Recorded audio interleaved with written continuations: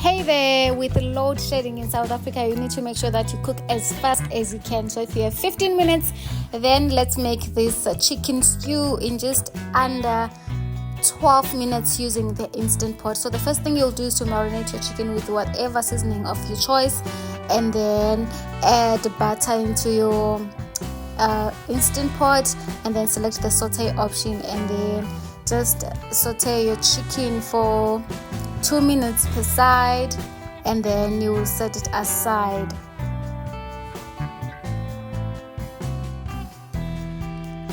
Okay, so after browning your chicken, you'll just set it aside and then add onions and peppers in the same pan and keep on frying. Just make sure that you also deglaze the pan so that it allows you to pressure cook later, and then add your diced canned tomatoes, and then mix all of that, and then bring back your chicken, and then add Worcestershire sauce, and you can add a bit of chicken stock if you have it, but I didn't add any here.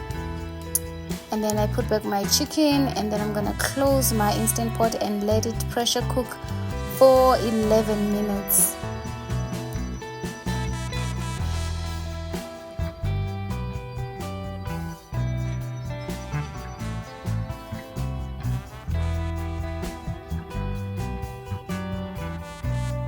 Okay, now we're done. Look at that. It was so delicious. You can have this with rice, with pap, or with mash. It is so simple. Let me know in the comment section if you try it.